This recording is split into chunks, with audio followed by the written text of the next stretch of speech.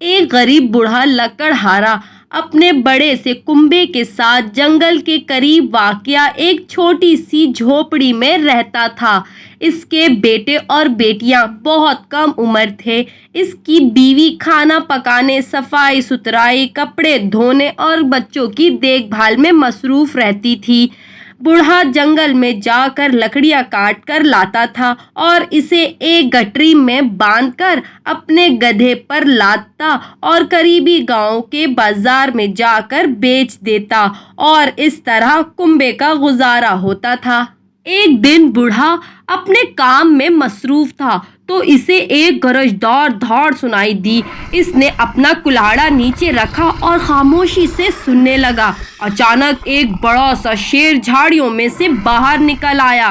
شیر نے بوڑھے سے کہا، مجھ سے مت ڈرو، میں تمہیں نقصان نہیں پہنچاؤں گا، تم بہت محنت سے کام کرتے ہو، تم بیٹھ کر تھوڑی دیر آرام کرو، میں تمہارا کام کر دوں گا۔ بوڑھا حیران تھا، اسے معلوم نہ تھا کہ شیر باتیں کر سکتا ہے، اور کیا بات ہے، شیر اسے مدد کرنے کی پیشکش کر رہا تھا۔ اس نے کہا، تم کتنے مہربان ہو پیارے شیر۔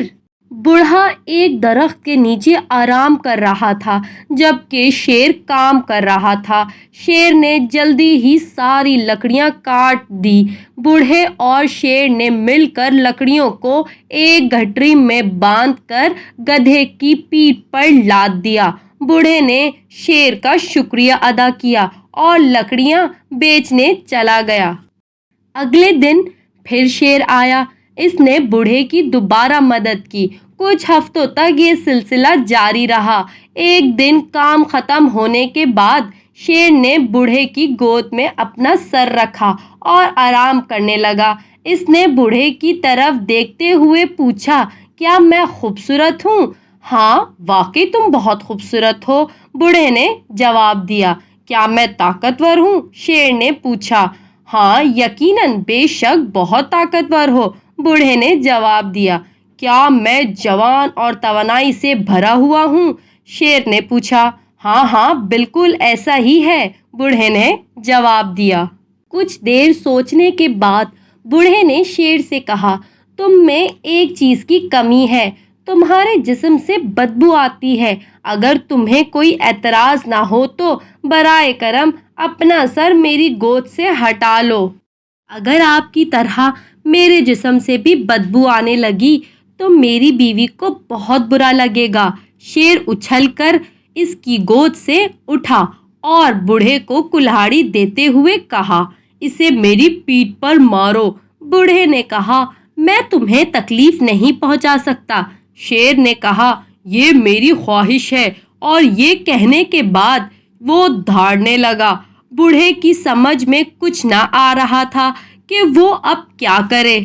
آخر اس نے کلہاڑی اٹھا کر شیر کی پیٹھ پر دے ماری۔ شیر کی پیٹھ پر گہرا زخم آیا اور خون نکلنے لگا۔ اس سے شیر کا جسم سرخ اور چپچپا ہو گیا۔ شیر جنگل میں واپس چلا گیا اور بوڑھا اپنی لکڑیاں بازار میں لے گیا۔ اگلے دن بوڑھا اپنے کام والی جگہ پر آیا۔ شیر آیا اور اسے دور سے دیکھتا رہا لیکن کوئی بات نہیں کی۔ بوڑھا خوف زدہ ہو گیا۔ وقت گزرتا گیا اور پھر ایک دن اچانک شیر جھاڑیوں سے نکل کر باہر آیا اور بوڑھے کی طرف بڑھا۔ اس نے بوڑھے سے کہا، میری پیٹھ کی طرف دیکھو، زخم کا کوئی نشان ہے؟